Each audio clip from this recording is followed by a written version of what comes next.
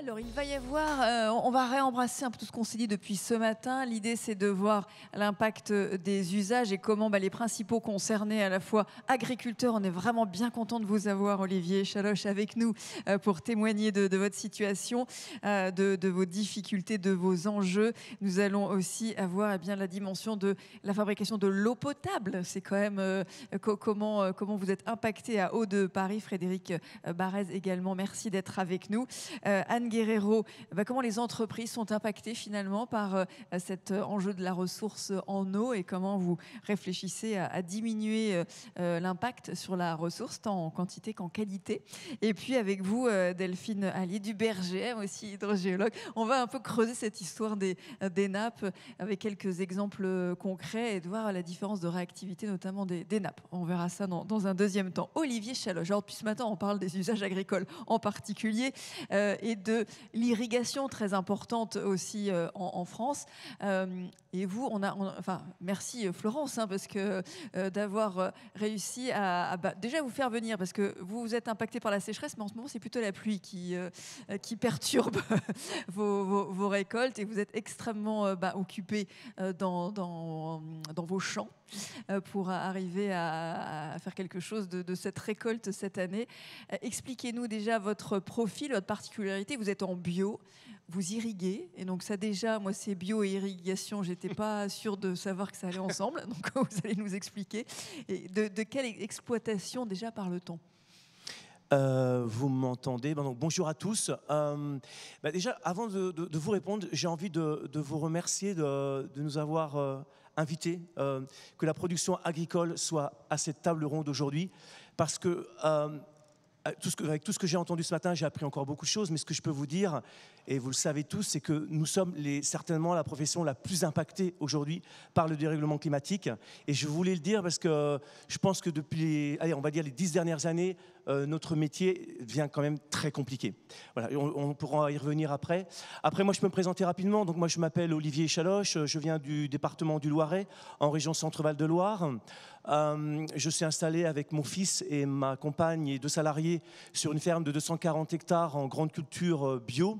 J'ai converti la ferme en 1990. Donc aujourd'hui, j'ai vraiment un recul de 35 années de pratique bio. Et sur cette ferme, on produit exclusivement de la production végétale. Et évidemment, une production très diversifiée avec plus de 15 cultures sur la ferme aujourd'hui. Et vous êtes déjà très impacté par le changement climatique, vous l'avez dit. Alors c'est compliqué, pas seulement pour ça, mais en particulier. Expliquez-nous comment ça vous impacte précisément. Alors, en fait, je pense que j'ai entendu parler de 1976 tout à l'heure. Moi, en 1976, j'avais 8 ans.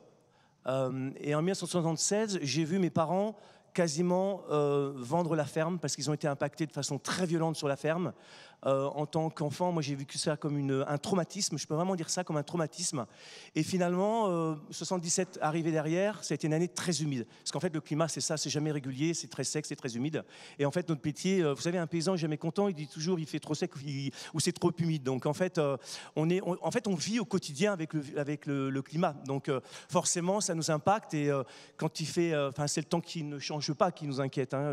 Le temps qui change nous va bien, quoi. Donc c'est que ça s'accélère. Exactement. Ouais. Et en fait, moi, je me suis installé en 1990 et les 3 premières années où je me suis installé, ça a été 3 années de sécheresse. On n'était pas irrigant sur la ferme et en fait, j'étais jeune agriculteur et j'ai failli aussi fermer la boutique parce qu'en fait, on n'avait pas de production, quoi. Quand les sols sont secs, donc il n'y a pas de production de biomasse et donc forcément pas de revenus.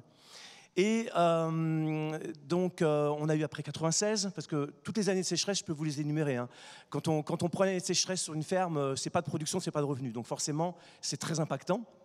Et donc, on a fait le choix en l'an 2000 d'investir dans l'irrigation et de faire un forage dans l'aquifère, d'où chez nous, c'est l'aquifère de la nappe de Beauce. Vous allez dans cette nappe là qui est, alors elle est comment cette nappe, elle est la nappe de la Beauce, elle est particulière, juste pour Ça... Je montrerai un exemple tout à l'heure, mais c'est une des plus inertielles de dimension très régionale. Ouais. Ouais, tout à fait. On est sur une zone en tension, en tout cas, là où on cultive. Donc, j'ai fait un forage. Nous avons fait 2 forages, d'ailleurs. Et depuis l'an 2000, donc, en fait, on irrigue sur la ferme. Mais on irrigue, je pense, vraiment de façon raisonnée et raisonnable. Ça veut dire quoi, en fait? Ça veut dire que l'eau, on la réserve aux cultures à vocation alimentation déjà humaine. Et puis, on essaye de ne pas chercher la maximisation de la productivité. On essaye surtout d'aller chercher l'optimisation. J'ai bien aimé tout à l'heure, il y avait une personne de l'INRA qui disait en fait qu'il faut mettre de l'eau quand les plantes en ont besoin. Je prends un exemple parce que le maïs, c'est quand même celui qu'on entend régulièrement quand il y a des problèmes de sécheresse. Le maïs, il fait 80% de sa productivité entre 15 jours avant la floraison et 15 jours après la floraison. On a stabilisé quasiment 80% du rendement. Et en fait, aujourd'hui, ce qu'on nous apprend dans les écoles d'agriculture, c'est de maximiser le rendement. Un agriculteur, il est content quand il a fait 130, 135 tours maïs. En fait, c'est absurde quelque part, parce qu'il vaut mieux mettre le minimum ou le minimum d'eau le mieux valorisé. Et ce qu'on fait sur la ferme, c'est qu'en fait, au lieu de faire 7 passages d'eau, on n'en fait que 4, voire 3. Et on essaye de diminuer, enfin, on essaye de gérer au mieux la ressource en eau, parce qu'en plus, comme chez nous, on est sur une zone en tension, de toute façon, on a un quota d'eau. Alors, je ne sais pas si on en parle maintenant de ce fameux quota d'eau. Allons-y. J'allais y venir justement parce qu'il y a forcément l'effet rebond du quota d'eau. Alors, comment vous le voyez, ce quota d'eau? Juste pour vous expliquer rapidement, la nappe de Beauce est divisée en 9 OUGC. Alors, c'est un acronyme, je vais vous le redire quand même. Organisme unique de gestion collective. Et moi, je suis sur l'OUGC du Montargois, parce que je viens de Montargis.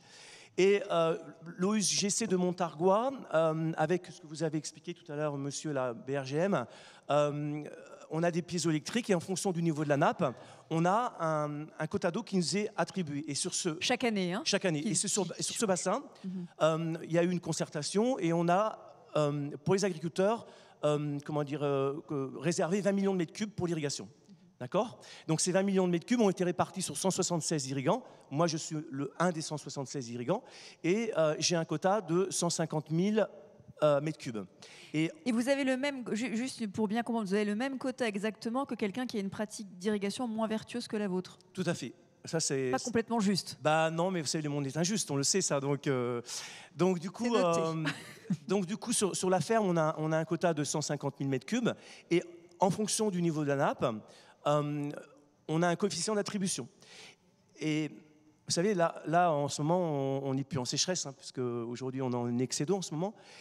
Et la grande crainte qu'on avait en 2023, c'est de ne pas pouvoir arroser, parce qu'il nous parlait de nous mettre un coefficient d'attribution de 0,20. Ça veut dire quoi? Ça veut dire 140 000 mètres cubes par 0,20, c'est-à-dire avoir en gros 25 à 30 000 mètres cubes, ou 30 000 mètres cubes. En 2023, comme on était déjà en sécheresse et que l'aquifère avait été déjà sinistré, on n'était qu'à 0,48 de coefficient d'attribution. Et l'année d'avant, on était à 0,60. C'est-à-dire qu'on vient de traverser 3 années de sécheresse et je peux vous garantir qu'à la fin de la saison octobre 2023, la plupart des irrigants se demandaient si on allait avoir accès à l'eau parce qu'en fait, la nappe était déjà très, très abîmée et très, très basse. Donc, il se trouve qu'il a beaucoup plu cet hiver et il pleut encore. Donc, la nappe est très bien remontée et aujourd'hui, on est sur un coefficient d'attribution de 0,97. Mais tout ça, c'est pour vous expliquer qu'en fait, j'ai entendu parler de risque par la sociologue aujourd'hui. Sur nos fermes, on doit gérer ce risque. Et ce risque devient de plus en plus difficile à vivre en fait sur les fermes.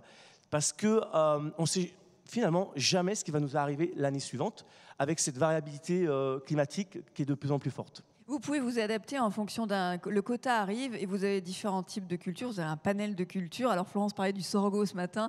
Vous choisissez en fonction de la situation, les prévisions météo, enfin climatologiques plutôt de l'année.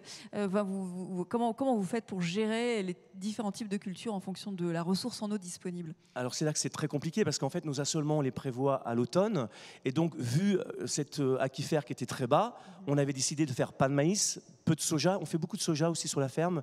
Le soja, ça consomme autant d'eau que le maïs. Hein. Et pour l'alimentation humaine? Exclusivement pour l'alimentation humaine, oui. Et donc, en fait, quand on est arrivé en février, au dernier moment, qu'on a commencé à entendre dire que la nappe avait remonté, donc on a fallu qu'on change notre assolement et qu'on commande des semences au dernier moment pour pouvoir s'adapter.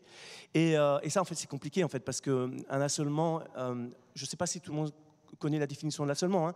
L'assolement, c'est la répartition des cultures sur la ferme, et la rotation, c'est la succession des cultures dans le temps. Et donc, en fait, le métier du paysan, c'est d'être le plus pertinent en fonction du climat qui va nous arriver, sur le choix des cultures et sur la répartition des cultures. Et je sais qu'il y a beaucoup de météorologues dans la salle. Moi, je suis prêt à payer aujourd'hui quelqu'un qui me donne le climat pour l'année prochaine, parce qu'en fait... Jean-Christophe Calvé, regardez, au premier rang, il est prêt à être payé. Parce qu'en fait, c'est ça qui nous pose le plus de problèmes sur nos fermes, c'est d'être au plus près et au plus juste de ce que le climat va nous proposer dans l'année qui va arriver, en fait. Est-ce que ça veut dire que si les sèches comme ça, si on a des épisodes comme ça de plus en plus fréquents, la culture de maïs, pour citer celle-là, parce qu'on la cite parce qu'elle a besoin d'eau au moment où tout le monde en a besoin, donc c'est celle qui est le plus en concurrence avec les autres usages, est-ce qu'il va falloir en finir avec cette culture du maïs ? Alors, ça va être encore contre-intuitif ce que je vais vous dire, mais effectivement, le maïs, peut-être qu'il va falloir le sortir de nos assolements dans les années à venir. Nous, on continue à le garder parce qu'en fait, il a un intérêt agronomique. On n'en fait pas en grande surface, hein, parce qu'en fait, le problème du maïs aujourd'hui, c'est savoir sa destination. D'accord ? Si c'est une destination pour l'exportation, je trouve que c'est un petit peu dommage de mettre de l'eau pour un maïs qui va finir à l'extérieur du pays. Si c'est pour mettre dans des méthaniseurs, pour faire de l'énergie, à mon avis, c'est aussi une problématique. Si c'est pour mettre dans la bouche des poules pondeuses pour faire des œufs, c'est plus logique. Et surtout, si ce maïs va être consommé localement. Donc après, le maïs... il a quand même un intérêt agronomique, c'est qu'il a un cycle très court, il fait énormément de biomasse en très peu de temps. Et par exemple, l'an dernier, sur la ferme, malgré la sécheresse, en 2023, on a très peu arrosé le maïs. On a fait 2 passages d'irrigation. Donc en fait, tout dépend, et ça a été dit tout à l'heure, tout dépend quand est-ce que l'eau va tomber. L'an dernier, l'eau est tombée quasiment en face des besoins du maïs. Donc, et puis la situation dans le Lorraine n'est pas forcément la même que exactement. Dans le sud-ouest, par exemple. Voilà. Et donc c'est la maxime de nos anciens, il ne faut pas mettre tous ses œufs dans le même panier, et c'est pour ça que sur la ferme, sur 250 hectares, on fait entre 10 et 15 hectares de maïs. Bon, cette année on en fait un peu plus parce qu'en fait, comme on n'a pas pu semer cet hiver ni au printemps, on se retrouve avec beaucoup de cultures d'été.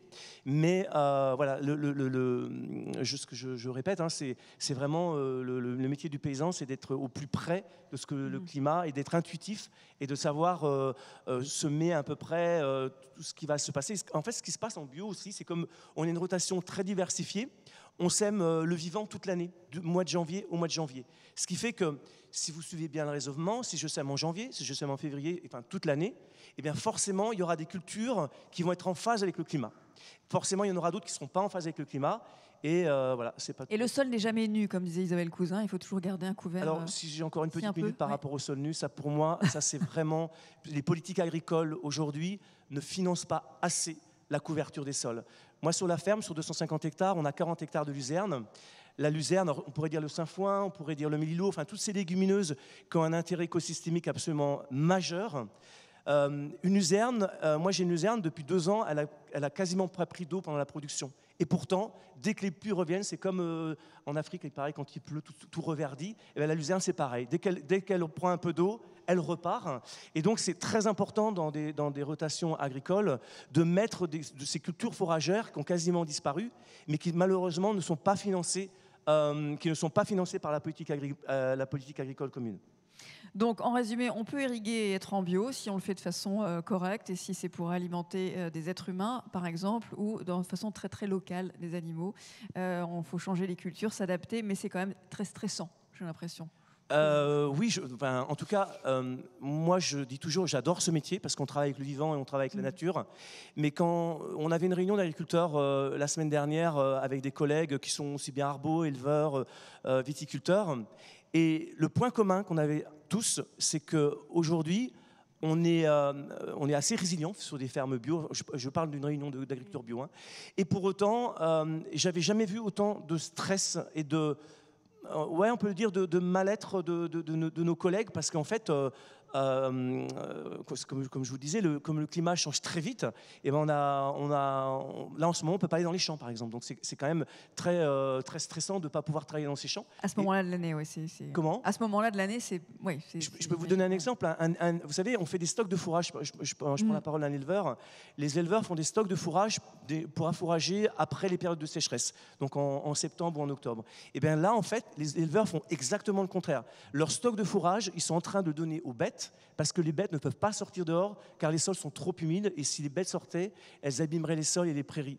Donc vous voyez, en fait, à quel point il faut s'adapter par rapport au climat qui change très vite et d'un mois sur l'autre en fait. Ça a été dit tout à l'heure, aujourd'hui on a des périodes de pluie qui vont durer, vous vous rendez compte, ça a démarré au 15 octobre. La pluie a démarré au 15 octobre, elle n'est toujours pas terminée. Donc comment voulez-vous qu'on arrive à s'adapter dans ces conditions-là alors qu'on est quand même dans un climat tempéré? Moi quand j'étais à l'école on nous parlait d'un climat tempéré dégradé.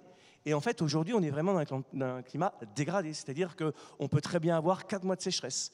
Donc, effectivement, si on n'a pas la bonne culture au bon endroit, eh bien, on est pénalisé.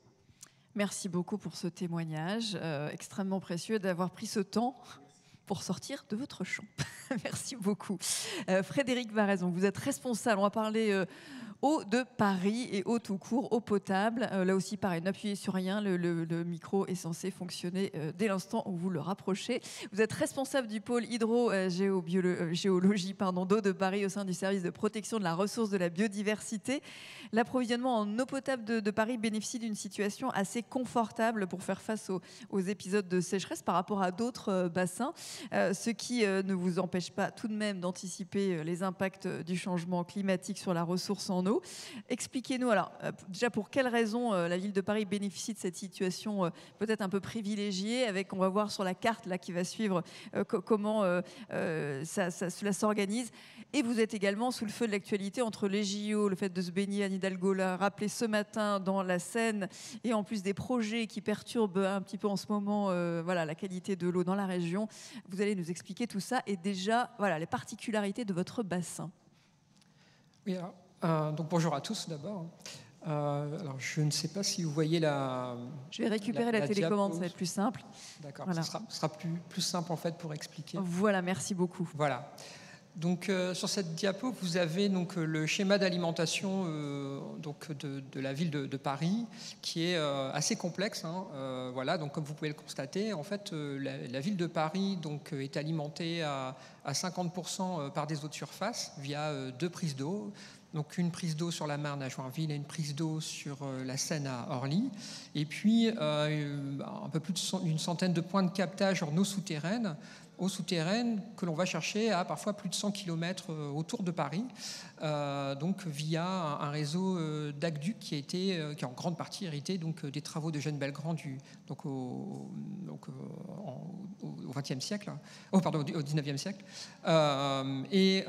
Donc c'est 470 km d'aqueducs, donc cette eau en fait... Donc elle est dérivée du secteur de Sens, donc vous avez les sources hautes, sources basses, sources de Cochepied, etc. Là, c'est l'aqueduc de la Vanne, qui est le plus ancien actuellement mis en service, donc il date de 1874. Et puis ensuite, vous avez donc l'aqueduc de l'Avre, donc sur l'ouest, qui a cherché de l'eau sur le secteur de Verneuil-sur-Avre et Dreux, donc 1893. L'aqueduc du Loing, 1900, donc va chercher des eaux donc au sud de Fontainebleau. Et puis on a l'aqueduc de la Voulzie, qui est le petit dernier, 1925. Là, en fait, c'est les eaux du Provinois, c'est les sources du Voulzy-Durtin-Dragon. On va pas tout retenir, voilà. Mais enfin bon, juste pour, on voit bien. En tout cas, vous avez le choix. Voilà. Alors, ce qu'il faut bien expliquer, voilà, c'est qu'on a une variété de ressources.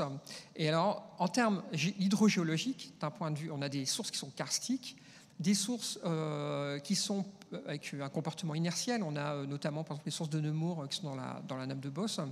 Et puis, on a des champs captants alluvionnaires. Et également, je ne l'ai pas dit tout à l'heure, mais pour les 2 points de captage en eau de surface, il y a quelque chose de très important qui n'a pas été ou très peu cité jusqu'à présent. C'est le fait que ces eaux de surface, elles sont soutenues par des lacs réservoirs et qui soutient les étiages en fait de la Seine, la Marne, également de l'Yonne. Et ça, pour nous, c'est très important parce qu'il faut bien se dire que des fois, dès le mois de juillet, la moitié de l'eau qui passe à Paris, en gros, c'est de l'eau de ces lacs réservoirs. Voilà. Donc oui, on a effectivement une situation qui est plutôt favorable, intéressante, parce qu'on peut s'affranchir d'un hiver un peu pluvieux, voire sec, comme on a eu en l'année 2022-2023. On a aussi des chroniques très longues, donc du coup on peut comparer. On savait que ce qui s'était passé, donc ce qu'on avait au début 2022, on avait des étiages, un étiage qui était marqué, mais on avait déjà connu ça autour de 2011-2012. Voilà. Donc il y a une bonne résilience, en tout cas dans la ressource en eau potable en région Île-de-France, mais pour autant, avec le changement climatique, la situation se tend. Parce qu'il y a de la concurrence aussi sur la région et peut-être des collectivités voisines qui sont aussi intéressées pour aller tirer de l'eau dans ces nappes. Et la qualité de l'eau également est en jeu. Oui, alors, pour moi, je pense qu'il faut toujours parler, quand on parle de quantité, il faut également parler de qualité. C'est très important. Et il faut anticiper. Alors, anticiper, c'est les grandes études de modélisation sur les prochaines années, les dizaines de prochaines années. Nous, on travaille avec le BRGM, d'ailleurs, à ce titre, pour essayer de voir quelle peut être l'évolution de ces débits de source, l'évolution des niveaux piézométriques, parce que derrière, il y aura des investissements, il y aura des stratégies également à mettre en place. Et donc, ça, c'est important. Anticiper, par exemple, nous, le plan d'exploitation, c'est-à-dire que même déjà pour l'année prochaine, on a déjà alimenté en hypothèse ce plan d'exploitation en disant, on a telle consommation, on peut avoir telle consommation sur Paris et en face, on a telle production tel potentiel de production plutôt, en tenant compte des épisodes de maintenance, par exemple. Et donc, on va comme ça décaler ou pas certains épisodes de maintenance sur nos ressources. Et puis, on va tenir compte de la qualité. Alors, de la qualité ponctuelle, quand vous avez parfois beaucoup d'eau, cette ressource, elle peut être dégradée en fait ponctuellement. Vous avez la ressource turbide, notamment si vous avez des ressources karstiques. Et puis, parfois, vous avez des dégradations de fond, soit en pesticides ou en nitrates, notamment. Du coup, vous travaillez aussi avec les agriculteurs pour réduire ces impacts. Pour réduire, donc ces pressions agricoles et notamment pour réduire en fait la pression en contaminants, notamment des pollutions diffuses, parce que moins vous avez ce genre de pollution et mieux vous sauvegardez votre ressource, et notamment pour tout ce qui est traitement, c'est très important, et qualité de la ressource. Et alors, c'est vrai qu'ici, on voit bien qu'en fait, la ville de Paris est dans une position favorable en termes de diversité de ressources. Géographiquement, donc on peut s'affranchir également d'un épisode de sécheresse sur un bassin, comme on l'a vu. On va chercher de l'eau sur différents bassins d'alimentation, on a vu le Loing, l'Avre, la Vanne, et ces bassins parfois peuvent être en tension l'été. On a par exemple la Vanne qui, ces dernières années, a connu des épisodes d'étiage plus sévères, plus longs, parfois tardifs et parfois même assez tôt dans l'année.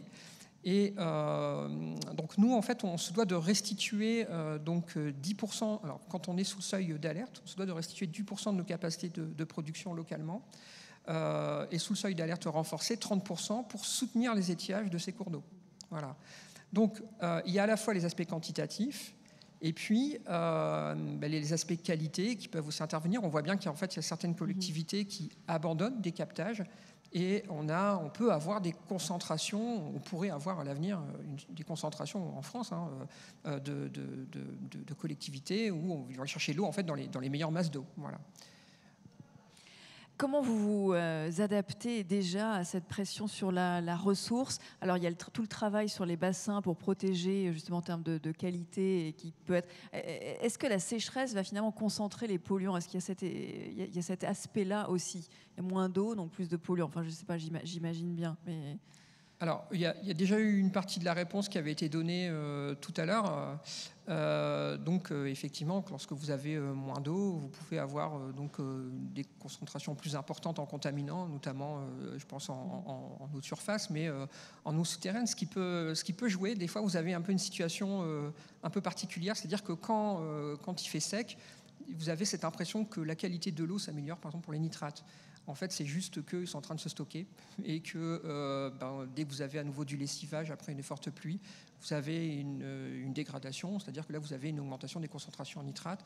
Bon, c'est souvent des phénomènes transitoires. En tout cas, vous avez un besoin d'eau régulier, qu'il faut lessiver en fait les zones non saturées, pour que votre zone saturée, les concentrations en nitrate ne soient pas en augmentation très forte après une très longue période de sécheresse. On avait travaillé d'ailleurs avec le BRGM également là-dessus, et on avait pu montrer comme ça que une période humide pouvait diminuer, un cycle climatique humide comme ce qu'on avait connu autour de 2000-2001, avait permis de diminuer les concentrations en nitrate sur le Provinois de quelques milligrammes par litre pendant plusieurs années. Mais inversement, si vous accumulez des périodes sèches, c'est le phénomène inverse qui se produit. Alors, ce n'est pas visible tout de suite, mais sur le long terme, vous pouvez avoir une augmentation des concentrations en nitrate. Très bien. Bon, on va se baigner dans la Seine alors ? Eh bien, on l'espère. Vous ne pouvez pas dire non. Voilà, vous êtes un petit peu coincé, on verra bien. Hein. Bon, très bien, merci pour ces explications. Anne Guerrero, vous êtes directrice déléguée à la transition écologique de la SNCF. Alors, voilà, comment une entreprise comme la SNCF... Alors déjà, moi, je ne savais pas que la SNCF utilisait beaucoup d'eau. Alors, pour laver les trains, vous me l'avez dit, mais vous allez nous expliquer quels sont les usages en particulier et que mettez-vous en œuvre pour diminuer votre impact sur la ressource en eau. Bon, à la SNCF, on a ce qui se cache derrière la SNCF et surtout derrière les trains, c'est 3000 gares, 32 000 km de voies ferrées, des milliers de mètres carrés de logements, puisqu'on a notre filiale ICF Habitat, c'est 15 000 trains qui circulent par jour, autant de voyageurs qui consomment aussi de l'eau. À bord des trains et dans les gares. Oui. Exactement. C'est 13 milliards d'achats en France. Donc ça veut dire qu'il y a aussi des fournisseurs aussi qui vont utiliser de l'eau. Oui, donc en fait, dans notre écosystème, on a un écosystème qui est extrêmement large. Et quand on parle de tout impact environnemental d'une activité comme celle de la SNCF, il n'y a pas qu'elle, et il y a beaucoup d'acteurs autour d'elle. Donc c'est bien, à chaque fois, on va réfléchir avec l'ensemble de notre écosystème d'acteurs.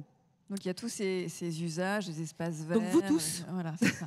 vous tous, vous allez contribuer, vous allez participer à la consommation d'eau de la SNCF. Lutte contre les incendies, ça c'est pas intuitif. Alors, avant de parler quand même de rentrer dans les usages, vous allez voir. En fait, ce qui est jusqu'ici quand même, on a toujours quand même géré l'eau évidemment à la SNCF, mais je dirais qu'on gérait l'eau. On gérait pas forcément la ressource en eau. Ce qui n'est quand même pas tout à fait la même chose, parce que soit on gère nos consommations, soit on gère vraiment une ressource parce qu'on prend conscience qu'on en est dépendant. Et donc là, il y a vraiment un changement de paradigme. Et donc, on a toujours eu des politiques de gestion de l'eau, mais là, vraiment, l'accélération des phénomènes climatiques fait qu'on est vraiment maintenant passé depuis 2022-2023 vraiment à une gestion de la ressource en eau qui est pris au plus haut niveau de l'entreprise, puisque c'est dans les comités des présidents.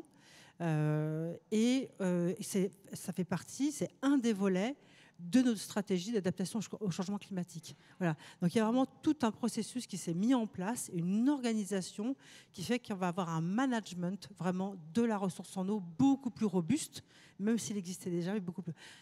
N'oubliez pas aussi que la SNCF hérite d'un réseau d'eau qui date de la traction vapeur. On utilisait beaucoup d'eau. Donc on a des réseaux extrêmement denses.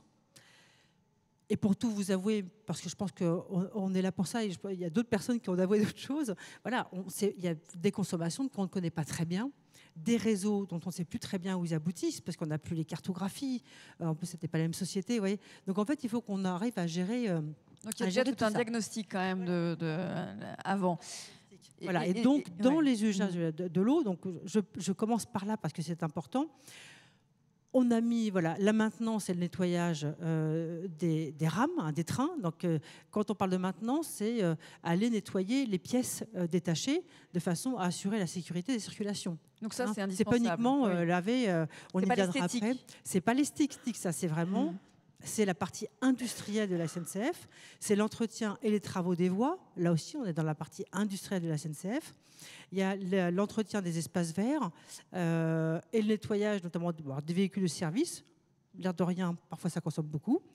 Des gares, de nos locaux aussi industriels, parce qu'on a beaucoup de bâtiments d'entretien, de maintenance et des bâtiments industriels. Et puis, il y a la consommation d'eau potable pour les sanitaires, pour les agents, pour les clients, etc. Et enfin, la lutte contre l'incendie. Donc ça va être effectivement... Alors, c'est quoi ça ? Mais vous arrosez pas les voies quand même, si ? Ah non, on n'arrose pas, on ne va pas arroser les voies. En revanche, il faut qu'on soit en capacité de pouvoir intervenir très rapidement en cas d'incendie. Okay. Voilà, c'est du stockage plutôt de... Voilà, alors de toute façon, on va être sur le réseau d'incendie, mais c'est un des usages, évidemment, en cas de pépin, évidemment, on va utiliser cette eau-là. Voilà. Alors, pour bien comprendre les enjeux et les risques d'impact. Alors, effectivement, comme toute activité industrielle, on a des impacts sur l'eau. On a des impacts quantitatifs, c'est la consommation brute de la ressource en eau. C'est l'impact qualitatif, puisque on génère des eaux usées. Évidemment, notre rôle, c'est effectivement de les maîtriser, ces rejets d'eau, et de faire en sorte de dépolluer les eaux avant de les restituer au milieu naturel. Il y a le risque de pollution d'eau accidentelle, parce qu'il y a un déversement accidentel lors d'une opération industrielle, soit un déversement accidentel s'il y a un train de marchandises qui contient des produits et qui va se déverser sur la voie. Voilà. Après, on a les impacts physiques, notamment tout ce qui est obstacle potentiel à l'écoulement. Quand on a 32 000 km de réseau ferroviaire, on imagine bien qu'il peut y avoir des obstacles à l'écoulement. L'imperméabilisation des sols, même si je rappelle quand même qu'une voie ferrée, elle n'est pas imperméable. Voilà. Et évidemment, les impacts sur la biodiversité, parce que là encore, on a des effets de fragmentation, notamment des continuités écologiques des cours d'eau. Voilà, donc on aménage des passes à poissons, etc. Voilà, il y a un certain nombre de sujets comme ça. Donc ça, c'est effectivement les risques d'impact que nous avons. Évidemment, notre rôle, c'est de les maîtriser et de limiter au maximum notre empreinte sur la ressource. Et pour nous, évidemment, il y a des enjeux très importants. Des enjeux de responsabilité, non, on va rester sur la même, des enjeux de responsabilité d'entreprise. On est une entreprise publique et on a une responsabilité. Un enjeu évidemment industriel. Je vais te donner un exemple très simple. Pas d'eau dans les toilettes des TGV ou des lignes des trains grandes lignes. Vous n'avez pas de train, on est obligé de supprimer le train. C'est vraiment très, très simple. Si on n'a pas d'eau pour nettoyer nos pièces détachées, et donc on ne peut pas assurer la sécurité de la circulation de nos trains, on ne fera pas circuler nos trains.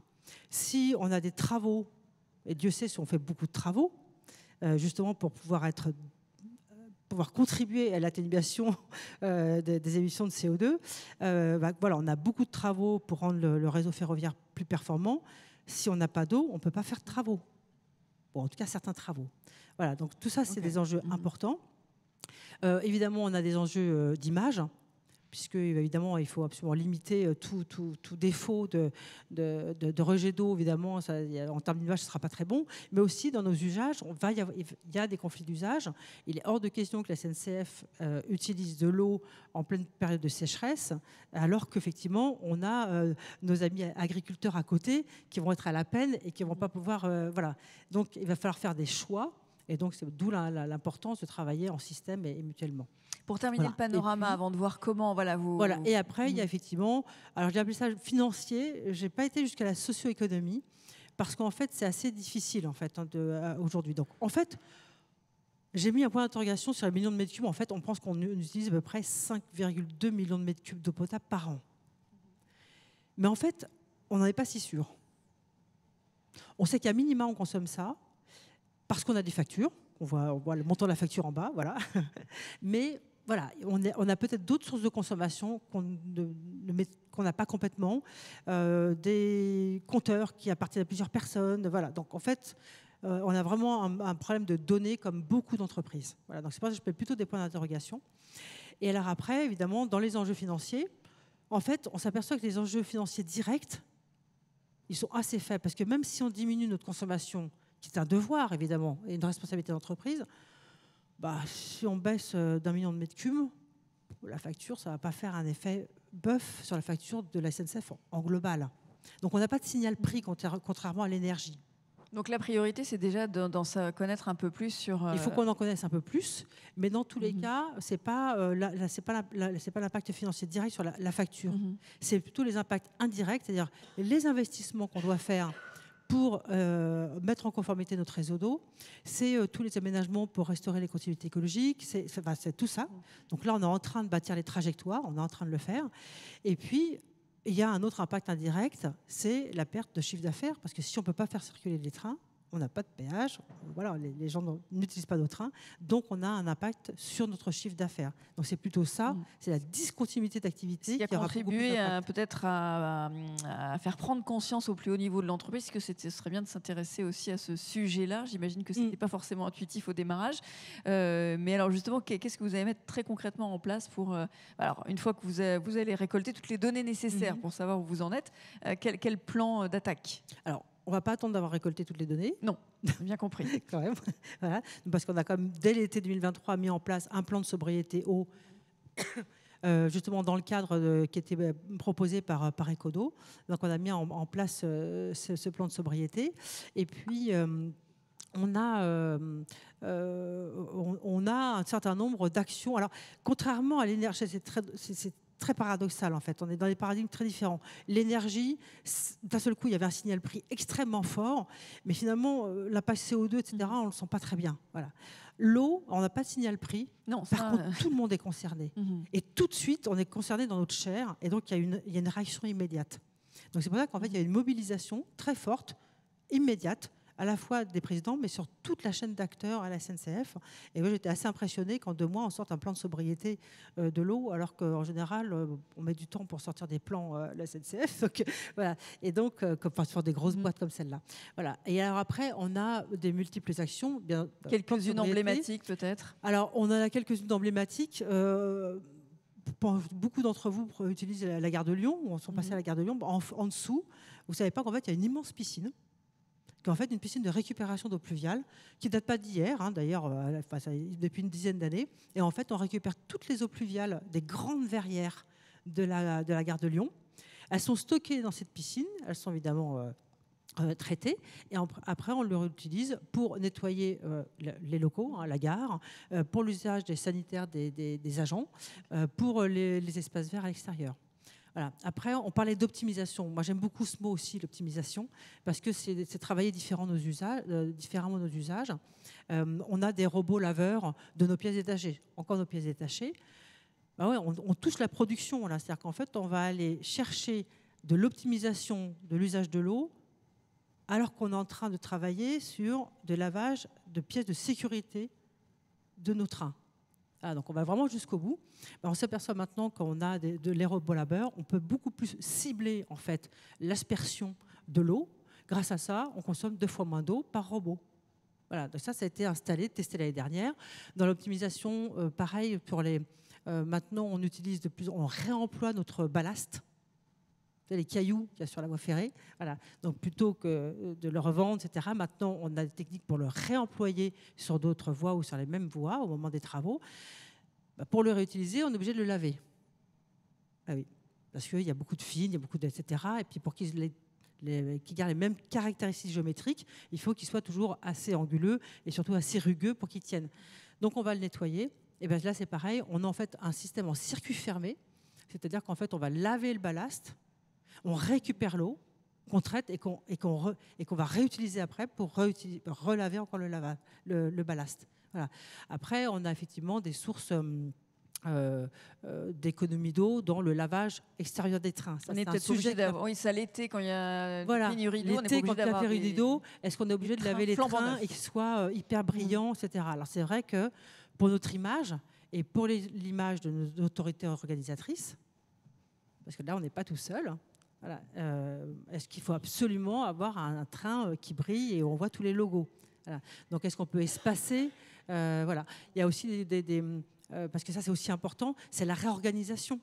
Ça touche aussi l'organisation, puisque peut-être qu'il y a des travaux d'été qui ne sont pas forcément indispensables à faire l'été et qu'on peut repousser au mois de septembre.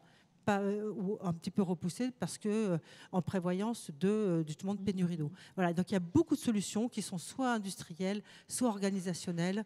Il y a aussi toute la sensibilisation, puisque... oui, vous pouvez avoir un rôle important à jouer. Il y a quand même beaucoup de public qui passe dans vos rames. On a beaucoup de public dans nos rames, on a beaucoup de public dans nos gares, on a beaucoup de fournisseurs. Donc on est un peu des... Voilà, on est un média... pouvoir remplir sa gourde comme ça dans les gares, dans des points d'accès. Ah oui, il y a des points, il y a des fontaines à eau qui apparaissent au fur et à mesure. Il y a des fontaines à eau dans le cadre en plus des Jeux Olympiques, on en a installé, je crois, plus de 200 dans le cadre parisienne. Un accélérateur mais c'est jamais sans poser de problème. Et surtout, ce qui est important, c'est vraiment de gérer la crise entre la crise. C'est-à-dire que c'est pas au moment où il y a la crise qu'on va arriver à vraiment solutionner. Voilà. En ce moment, on a plutôt de l'eau. Voilà. Réfléchissons à comment effectivement on va la stocker, comment on va pouvoir gérer et comment on peut se préparer à la prochaine sécheresse, parce qu'on sait qu'il va y en avoir une, et beaucoup plus tôt que entre 2002 et 2022. Voilà. Donc comment en fait on anticipe. Donc c'est vraiment gérer la crise entre les crises. Frédéric Barrez, on a comme ça des ressources en eau sous des bâtiments un peu partout en Île-de-France, des stockages comme ça cachés, où c'est... Vous saviez qu'il y avait autant d'eau sous la gare de Lyon non, alors là, à disposition. Je découvre. Bon, très bien. Écoutez, on a appris quelque chose. On va venir vous piquer votre eau. C'est pas une d'eau, hein. Non. On a bien compris. C'est un stockage des eaux de pluie de vos toits. Écoutez, merci pour ce témoignage. Delphine Allier, vous êtes située sur le site d'Orléans, du BRGM. Vous coordonnez notamment les études sur les indicateurs de sécheresse qui permettent aux représentants politiques de prendre d'éventuelles décisions de restriction d'eau. Donc, c'est vraiment des études importantes. Rappelez-nous vos missions et les travaux en lien avec l'impact de la sécheresse et on va aller approfondir ces histoires de nappes. Oui. Merci Karine. Oui, nous, notre rôle au BRGM, c'est plutôt d'éclairer les décisions. Donc, c'est pas nous qui prenons les arrêtés de restriction des usages.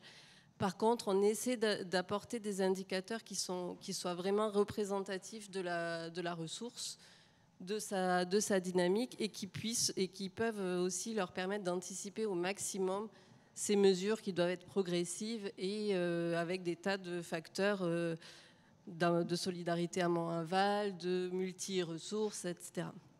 Et donc l'histoire de quotas, ça vient des mesures, c'est en lien. Oui, tout à fait. Oui. Alors là, j'entends bien que parfois, en effet, ce qui est compliqué, c'est qu'on n'a pas non plus la connaissance pour anticiper suffisamment. Donc le fait que les assolements soient en effet au mois d'août, pas du tout, à l'automne, ça nécessite de pouvoir anticiper. Et on ne peut pas partout parce qu'on a des nappes avec des dynamiques très différentes. Donc Jean-Christophe en a déjà parlé, mais... On va y revenir. Je peux commenter un peu ça. Vous allez nous expliquer alors quels sont les types de nappes que l'on a. Elles sont plus ou moins réactives au changement climatique notamment. Expliquez-nous, on va peut-être bien comprendre la situation. J'ai essayé de l'illustrer par 4 exemples, mais il y a...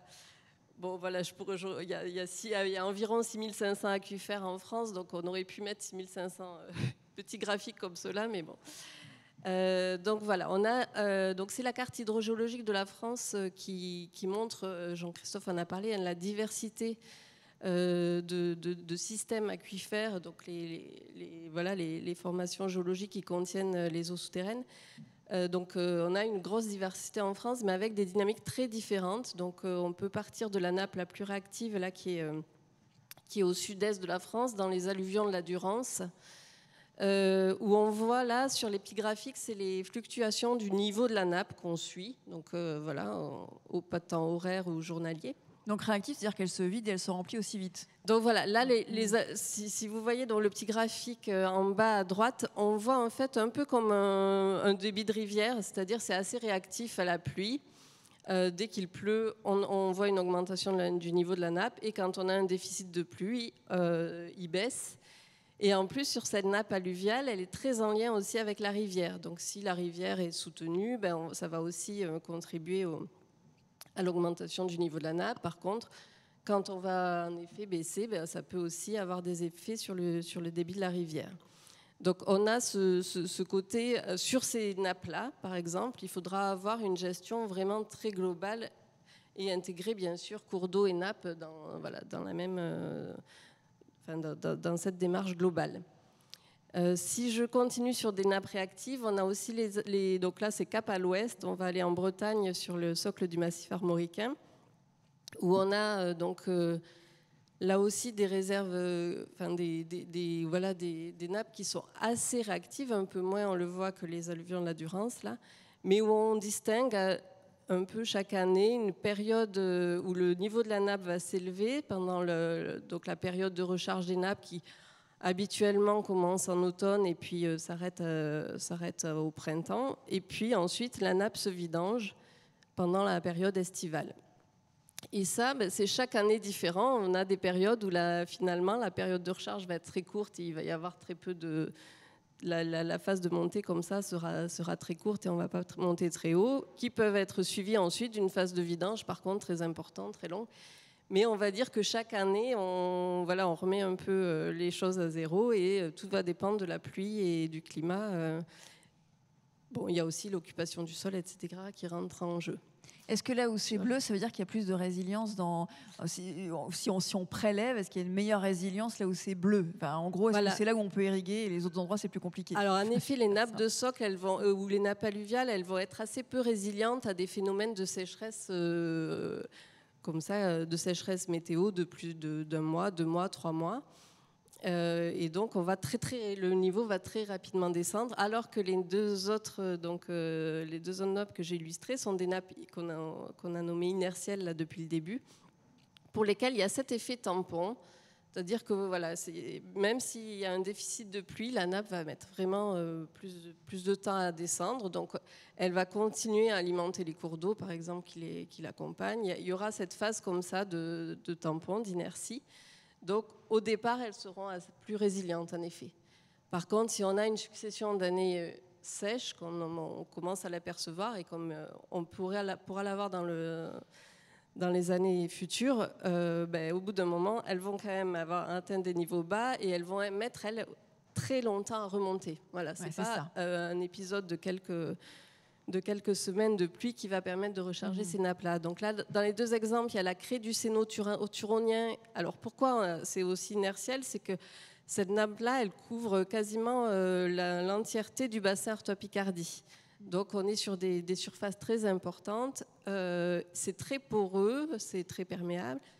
Et d'où le bleu là, et donc on a cet effet inertiel, et sur ces nappes-là, donc on voit quand même la recharge et la vidange annuelle, mais on a aussi un peu des cycles pluriannuels, et c'est donc il faudra avoir cette vision pluriannuelle des nappes pour gérer cette ressource. Donc c'est encore une autre manière de gérer.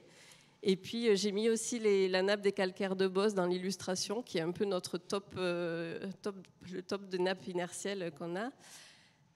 Donc, c'est pareil, hein, c'est des systèmes multicouches du bassin parisien, donc très régional, avec une épaisseur de calcaire qui peut aller au centre du bassin jusqu'à 200 mètres. Donc, il faut vraiment imaginer ça comme un très grand réservoir, mais qui va du coup réagir très lentement sur certaines chroniques. On ne voit même pas l'effet de la recharge annuelle et de la vidange estivale là, et donc c'est des choses qui fluctuent peu mais qui nous laissent un peu plus d'anticipation. Mais quand elles atteignent des niveaux bas, il ne faut pas s'attendre à ce que le niveau soit reconstitué très, très rapidement. Olivier Chalot, je vous sens intéressé, dubitatif, je ne sais pas comment, vous avez une question à poser sur...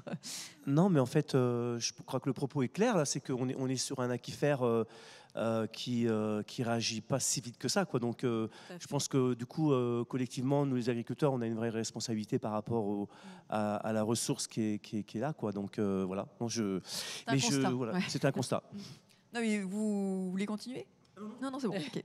Après, tout ça est assez complexe. Et il y a, évidemment, même dans les calcaires de Beauce, il y a différents secteurs qui réagissent différemment. Oui, quand on prend une vallée, on zoome sur une vallée, par exemple, ça peut être très, très différent. D'où la question aussi qui a été posée à Jean-Christophe, du fait qu'il faut qu'on ait quand même un réseau piézométrique très dense pour voir toutes ces particularités très locales.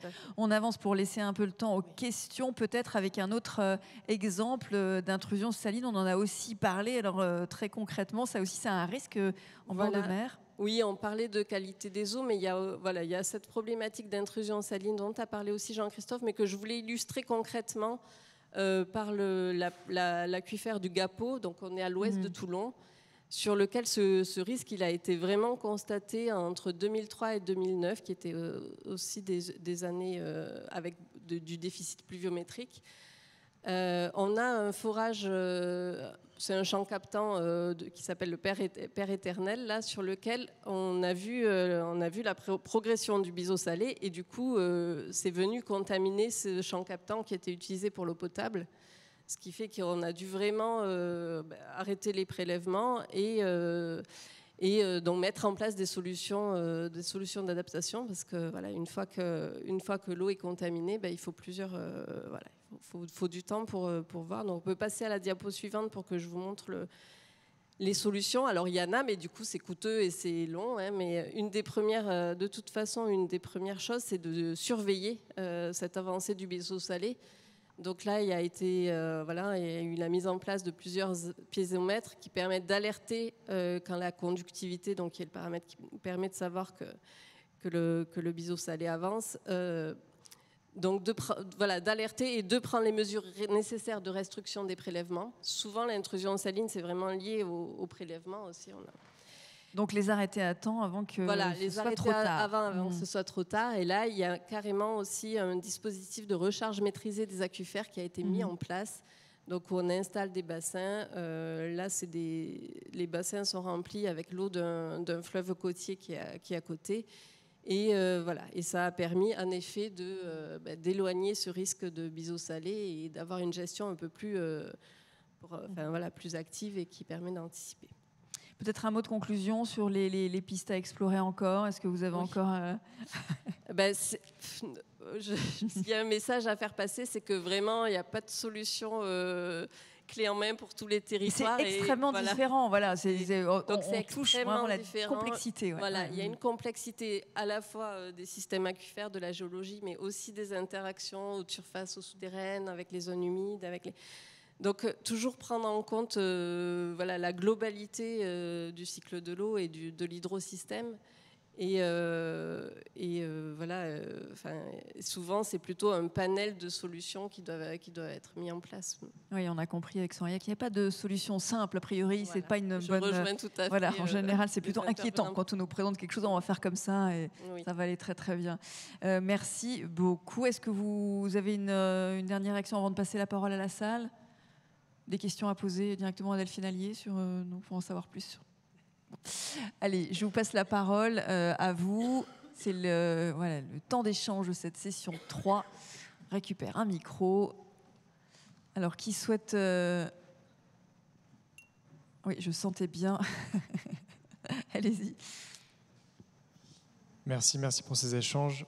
J'avais une question, peut-être d'avoir un regard croisé à la fois donc, de l'expertise plutôt hydrogéologique d'un côté et de l'autre de l'aspect plus du travail agricole et des logiques de culture. Donc vous, en plus, le territoire s'y prête.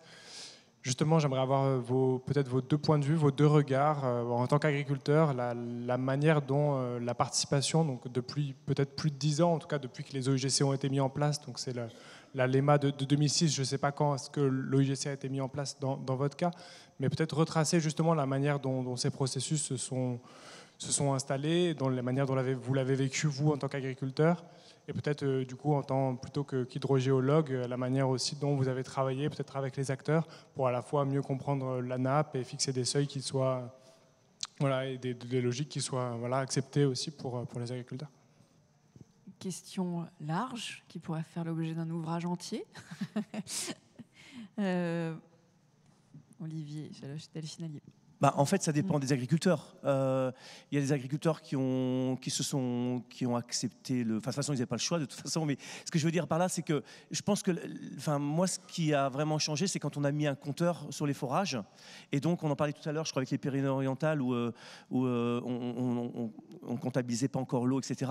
Je pense que ça a permis de prendre conscience que l'eau, c'est une ressource et qu'il faut la gérer.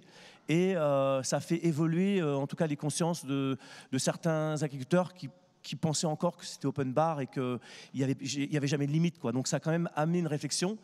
Et puis, moi, en ce qui me concerne, je dirais que ces quotas ont été mis en place, je crois, en 99, avec des référentiels de production de 99. Donc, ceux qui avaient beaucoup de maïs et beaucoup de betteraves, comme c'est des cultures qui demandent beaucoup d'eau, eh bien, ils ont eu des gros quotas. Et puis ceux qui n'avaient pas de maïs et de betteraves cette année-là, eh ben, ils ont des petits quotas. Donc, ce qui fait qu'aujourd'hui, il y a une petite tension, notamment sur des jeunes agriculteurs qui s'installent. Et moi, moi, je fais partie d'un groupement d'agriculteurs bio, le Gabor, dans le Loiret, et on se bat un petit peu actuellement avec le UGC pour permettre à des maraîchers bio de pouvoir s'installer, et souvent on leur refuse l'accès à l'eau parce qu'en fait c'est déjà les 20 millions de mètres cubes sont partagés, ils sont stabilisés, et il faut qu'on arrive à trouver au sein du dialogue avec le GEC de permettre à des maraîchers bio de pouvoir s'installer pour venir prendre 2000 ou 3000 mètres cubes pour faire du maraîchage local, quoi. Donc ça, c'est une vraie question qu'on débat en ce moment, et qu'il va falloir... en tout cas, nous, on va le pousser un peu plus parce qu'on trouve que c'est un peu injuste, quoi. Qu'il y ait des gros quotas d'un côté et des jeunes qui s'installent et qui n'ont pas accès à l'eau. C'est le cas, hein. En 2023, on a 2 productrices maraîchères bio dans le Loiret qui n'ont pas pu s'installer. En tout cas, il a fallu faire un peu de combat syndical pour pouvoir les aider à accéder à l'eau. Voilà. Pour des pratiques plutôt vertueuses et pour nourrir aussi la population locale. Delphine Ali. Oui, en fait, le BRGM n'intervient pas directement là, dans les quotas, hein. C'est la DREAL Centre-Val de Loire, qui... donc, j'ai pas cette expérience-là. Par contre, quand on a fait des projets vraiment pour améliorer la connaissance, et qu'en effet, qu'on a mis en place des ateliers avec les acteurs du territoire, ceux qui prélèvent l'eau, ceux qui... tous les irrigants, c'est toujours en fait enrichissant, parce que nous, en tant que scientifiques, ça nous apporte des données clés. Je pense aussi qu'il y a ce côté aussi, que prendre conscience qu'en fait tout le monde capte dans la même ressource. Pour l'instant, c'est très fragmenté. Il y a les gestionnaires d'eau potable, les irrigants. En effet, le monde aussi, tout ce qui est les acteurs de la biodiversité qui sont aussi parfois oubliés. Donc ce qu'on essaie de mettre en place maintenant, c'est des outils. On a vu Vigio tout à l'heure sur les Pyrénées-Orientales, mais essayer de faire prendre cette ressource, elle est cachée, donc on ne se doute pas des fois qu'on prélève exactement au même endroit, et qu'on est tous concernés par la même nappe. Donc et on nous demande Anne nous demande en ligne si on a des nappes de secours qui pourraient être mobilisées en cas d'extrême nécessité. Alors oui. En allant plus bas, plus profond. Oui, tout à fait. Ouais. Donc là, il y a des nappes réservées pour l'eau potable. Alors chaque bassin un peu mais en tout cas sur le bassin Loire-Bretagne, c'est les NAEP, les nappes réservées pour l'eau potable. Ça existe aussi ici à Paris, par exemple. Il y a la nappe de la Bienne ce sont souvent des nappes profondes. Donc où l'accès c'est vraiment plus profond, plus compliqué d'y accéder. Mais ces forages-là, ils sont réservés pour ces usages prioritaires. Elles sont de bonne qualité. Olivier Cheloche, vous... Alors, je voulais simplement dire que je voulais rebondir par rapport à la qualité de l'eau, en fait. Parce qu'on parle beaucoup d'agriculture biologique et d'agriculture conventionnelle. Moi, je voulais juste rappeler que l'agriculture biologique, c'est pas d'engrais azotés de synthèse, c'est pas de pesticides de synthèse, parce qu'on utilise des pesticides, mais que 40 sur les 445 qui sont autorisés par l'Europe, et c'est pas d'OGM. Et je me demande, puisque l'agriculture bio aujourd'hui, comme vous le savez, elle traverse un peu une crise économique avec une baisse de consommation, je me demande est-ce qu'il ne faudrait pas envoyer comme message à nos consommateurs de dire que les bio sont des producteurs d'eau, en fait. Puisque producteurs bio, des fois, c'est un peu clivant. Moi, j'ai presque envie de dire aujourd'hui qu'on est des producteurs d'eau potable. Parce que quand on travaille en bio, en fait, on protège la ressource. Et non seulement on la protège, mais en plus... par rapport à nos pratiques agricoles, on agrade les sols et on agrade la fertilité. Et ça a été dit ce matin, un sol qui est en bonne santé, un sol qui a de la porosité, en fait, l'eau, elle traverse beaucoup plus facilement le sol, et on retrouve cette eau de qualité dans la nappe phréatique. Vous savez... moi, cet hiver, comme vous tous, moi j'ai été effaré de voir cette région du Nord là, où il y a eu énormément d'inondations, des maisons inondées, etc.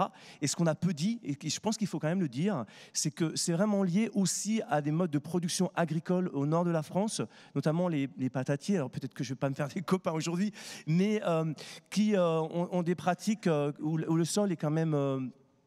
un peu maltraité, et du coup quand l'eau elle tombe, elle s'en va directement à la mer, en fait, parce qu'il n'y a plus de porosité dans le sol. Et ça, pour moi, c'est vraiment le travail des 20 ou 30 prochaines années de l'agriculture, d'aller vraiment aggrader le sol et d'aider à circuler l'eau dans les sols. Ça, c'est essentiel. Et alors là, c'est un témoignage, c'est peut-être empirique, hein, mais de ce que nous, on a pu constater sur la ferme, c'est qu'aujourd'hui, quand il y a des gros passages d'eau, un gros passage d'eau, c'est 25-30 mm en un quart d'heure. Hein. Eh bien, dans nos sols, aujourd'hui, un quart d'heure après, l'eau a traversé les sols bio, enfin nos sols sur la ferme. Et chez les collègues, l'eau, elle stagne, elle ne bouge pas. Donc, en fait, c'est vraiment la démonstration qu'en fait, un sol, il a un rôle essentiel. Et je trouve que c'est un peu l'angle mort peut-être aujourd'hui, et j'ai envie vraiment de le redire, c'est que la santé des sols, elle est vraiment, il faut vraiment qu'on l'intègre dans les politiques publiques parce qu'elle est fortement dégradée aujourd'hui par rapport à nos pratiques agricoles. Bon, je vais témoigner de tous les... Voilà. Et ça va dans le sens de tous les messages que je reçois sur la plateforme et notamment de quoi vous avez besoin parce que en fait, non seulement vous êtes producteur d'eau de qualité, producteur de sol de qualité, producteur de quoi nous nourrir. Comment on peut vous aider? C'est le sens un peu de ces messages-là qui arrivent sur la plateforme. De quoi vous avez besoin en priorité? En fait, ce qu'on a besoin, c'est que aujourd'hui, c'est vraiment, on n'est pas seul en fait, nous les producteurs. Nous, on fait partie d'une chaîne. On est à la base de l'alimentation. Et je pense qu'en fait, il faut que tout le monde prenne conscience que chacun a un rôle à jouer et que chaque citoyen en fait a sa part à prendre. Et alors évidemment, je ne vais pas être là pour vous dire acheter des produits bio parce que vous allez dire que je fais du prosélytisme bio, mais plus vous allez acheter des produits de qualité et plus vous allez acheter des produits... Vous avez le droit. Hein. Ben oui, non, mais bon, peut-être parce que je suis trop... voilà. Mais en fait, je pense qu'il faut vraiment prendre conscience que dans notre alimentation, dans nos choix alimentaires, derrière, il y a des choix de production et il y a des orientations à faire au niveau agricole. Et je pense qu'aujourd'hui, on a un vrai virage. On est sur 40 ou 50 années de production agricole qui ont été mis en place dans les années 40-50, et ce qu'on appelle l'intensification céréalière. On en voit les limites. On sait maintenant, c'est documenté scientifiquement, c'est documenté agronomiquement, et pour autant, on vient de re-signer une PAC agricole 2023-2027 où on parle d'éco-régime, mais un éco-régime faible en fait. C'est-à-dire qu'il faut vraiment remettre, faut mettre les moyens financiers sur cette agriculture de qualité. Alors comment vous pouvez nous aider? Peut-être en votant, je ne sais pas, pour encourager des politiques qui vont vers... Non, mais je rigole pas parce qu'en fait, l'Europe a quand même sorti le Green Deal. C'était 5 ans de travail qui a été fait quand même. Et le Green Deal, c'est ça, c'est quand même d'essayer de trouver un équilibre entre la productivité et la qualité et de préserver la biodiversité et de sortir aussi dans cette impasse où on est. Enfin, cette agriculture, c'est la disparition des insectes, c'est la disparition des oiseaux, c'est la disparition...